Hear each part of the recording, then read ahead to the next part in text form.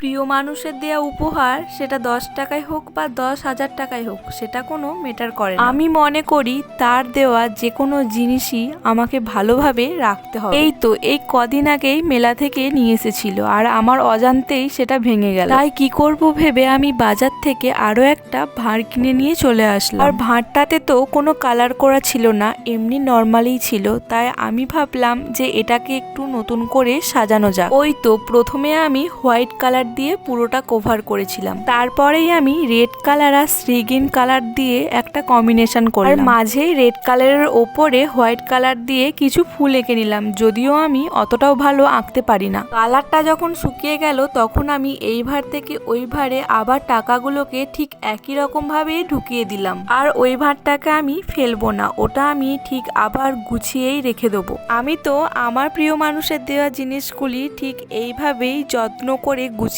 রাখতে ভালোবাসি।